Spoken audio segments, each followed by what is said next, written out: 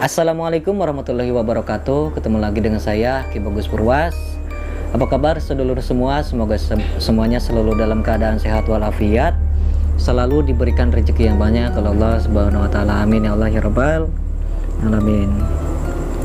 Pada kesempatan kali ini saya hadir kembali untuk membahas tentang dunia spiritual dan dunia ilmu kegoiban.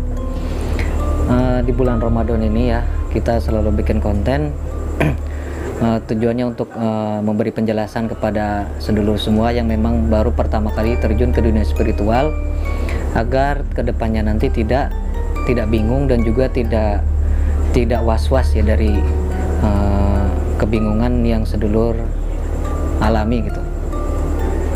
Nah, di sini sudah saya bikin beberapa pertanyaan yang kemarin itu sempat dibikin oleh sedulur PSF, dan kita kumpulkan semua pertanyaan itu. Dan pertanyaan-pertanyaan ini memang yang sering sekali dipertanyakan oleh mereka yang merasa bingung gitu ya. Kok kenapa di dunia spiritual harus ada ini, kok harus ada ini, kenapa harus begini? Itu makanya saya akan membahas satu persatu ya. Mungkin yang akan bahas ini adalah dari nomor satu dulu. Ini ada beberapa pertanyaan. Baiklah, langsung saja sedulur. Pertanyaan yang pertama atau pembahasan yang pertama ini, kenapa di setiap amalan atau ilmu harus diadakan mahar serta penjelasan tentang keharusan adanya guru? Bagaimana di dalam sudut pandang spiritual atau ilmu gaib? Nah, ini pertanyaan yang pertama ya. Kenapa di setiap amalan ilmu harus diadakan mahar? Nah, ini saya akan bahas ini dulu. Nah, jadi banyak di antara guru-guru spiritual itu yang mengijazahkan amalannya atau ilmu kepada kita itu diharuskan adanya mahar. Biasanya kan mungkin sedulur yang memang sudah berpengalaman atau sudah tahu arti mahar ini, mungkin sudah nggak aneh lagi gitu kan, karena banyak di antara guru-guru spiritual itu yang aktif secara offline gitu ya. Jadi mereka itu tidak muncul di dunia online gitu. Biasanya guru-guru yang seperti ini mereka akan menggunakan mahar seperti contohnya misalnya ayam, atau misalnya emas gitu kan. Itu kan banyak yang seperti itu. Namun bagi zaman sekarang itu beda lagi sedulur, karena zaman sekarang itu banyak murid-murid yang berguru itu jarak jauh gitu ya. Misalnya si murid ini berada di Sumatera Barat misalnya, terus gurunya ini ada di Jakarta. Nah, zaman sekarang itu sudah ada online gitu ya, udah ada media yaitu Facebook, WhatsApp, atau bahkan di YouTube ini sedulur bisa langsung menyaksikan saja lewat jarak jauh. Nah, zaman sekarang pun begitu. Jadi berguru jarak jauh itu tidak mungkin kalau kita menggunakan mahar ayam gitu kan. Masa kita harus mengirim ayam dari Sumatera Barat ke Jakarta gitu. Makanya kebanyakan dari guru-guru spiritual itu menggunakan mahar berupa uang atau transferan gitu ya. Menurut saya itu sih sah-sah aja gitu kan. Kenapa kok harus ada mahar? Nah, di sini yang akan saya bahas. Jadi ilmu yang namanya ilmu gaib ya, ilmu hikmah, itu berbeda dengan ilmu ilmu agama lah, istilahnya ilmu agama. Meskipun berbeda, tapi pada dasarnya ada sedikit kesamaan gitu ya. Nah, perbedaannya di mana? Ilmu hikmah atau ilmu gaib itu dibutuhkan pengijazahan. Yang disebut pengijazahan ini adalah suatu proses penurunan ilmu dari seorang guru kepada muridnya gitu. Dan seorang guru pun mengikhlaskan ilmunya agar diamalkan oleh si murid, dan si murid pun juga menerimanya gitu ya, dalam istilah qabiltu lah gitu. Jadi saya menerima ijazah ilmu ini gitu.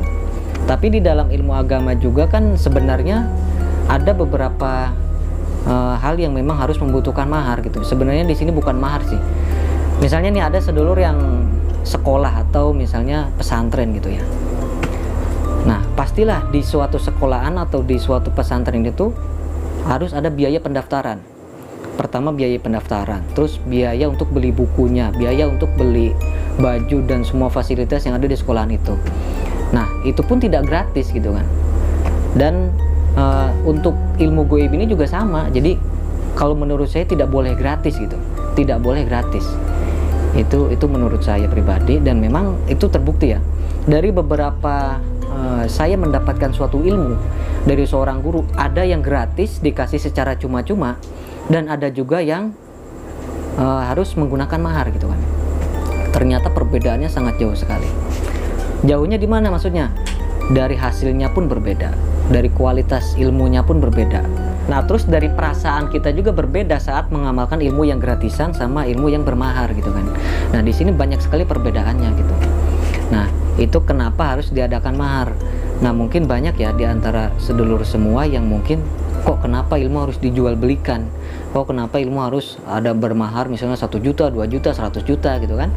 Itu tidak aneh gitu kan. Bahkan ada suatu kitab yang didapatkan dari luar negeri, salah satunya itu di Mesir ada ya.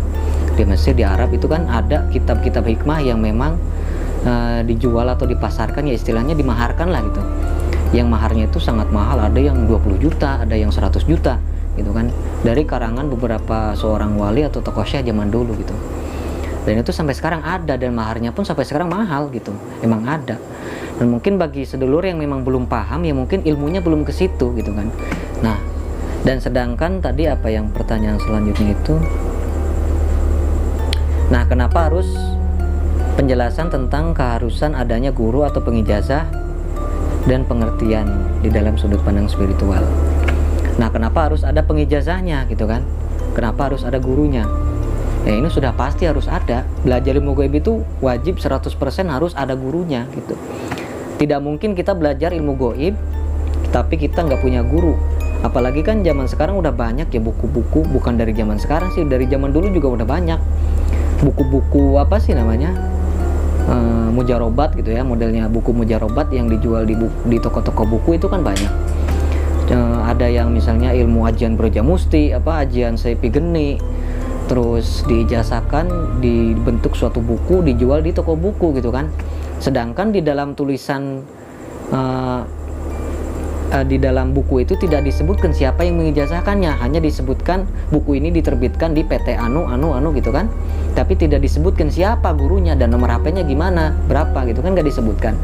Jadi kita sebagai murid ini nggak tahu kita siapa yang akan membimbingnya gitu kan. Makanya di sini harus ada guru, harus ada pembimbing itu, ya itu gunanya guru itu di situ. Kita bisa bertanya gitu kan, kita bisa bertanya kepada guru, ini guru gimana caranya misalnya kan. Terus kita bisa apa ya istilahnya, minta pendapatnya lah gitu, minta pendapatnya, ini saya harus bagaimana agar ilmu yang saya pelajari ini bisa manfaat untuk saya, untuk orang lain begitu ya.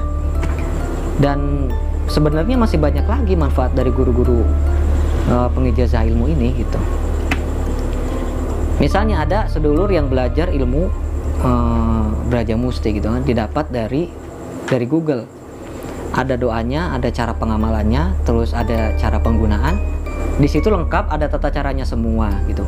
Nah, sedulur langsung amalkan, langsung praktekkan, langsung gunakan gitu. Nah, lalu gimana ini? Maksudnya gimana? Apakah ilmunya nanti akan meresap, akan bisa digunakan? Kalau menurut saya tidak gitu. Kalau menurut saya tidak. Karena khodamnya juga tidak ada. Khodam dari amalan itu juga tidak ada. Jadi khodam yang hadir dari suatu amalan itu nanti menyambung sedulur, dari guru kita ke gurunya lagi, ke gurunya lagi, turun temurun kepada kita. Sedangkan amalan yang tidak ada sanadnya, tidak ada silsilahnya, istilahnya ya kita dapat dari Google, nggak tahu siapa pengijazahnya, makanya khodamnya juga nggak ada gitu, nggak ada khodamnya. Nah, lalu siapa nanti yang akan jadi khodamnya itu? Ya sudah pastilah nanti ada beberapa jenis khodam negatif atau jin fasik yang menyamar menjadi khodam, dan akhirnya apa?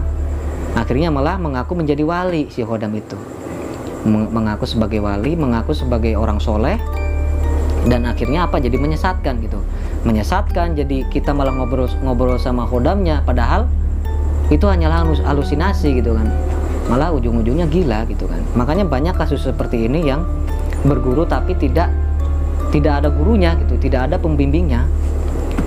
Istilahnya kalau kita berguru tidak ada gurunya pun nggak apa-apa ya, nggak apa-apa di sini. Yang penting amalannya itu diijazahkan secara sah dari seorang guru. Nah, namun di sini yang jadi masalahnya itu dia mendapatkan ilmunya tapi tidak dari seorang guru gitu kan, dari buku, dari Google dan dari YouTube makan gitu kan. Jadi ada banyak lah gitu kan, banyak celah yang bisa menjerumuskan kita di dalam dunia spiritual ini gitu. Ujung-ujungnya kan nanti bisa masuk rumah sakit jiwa kan, RSJ gitu kan. Nah begitu, makanya kita harus berhati-hati dalam belajar ilmu gaib itu, khususnya bagi pemula. Di sini memang saya bikin video ini khusus bagi pemula gitu. Nah mungkin cukup sekian dulu untuk pertanyaan yang pertama. Nanti pertanyaan selanjutnya akan saya bahas di lain waktu. Semoga bermanfaat apa yang saya sampaikan tadi. Saya Ki Bagus Purwas. Assalamualaikum warahmatullahi wabarakatuh.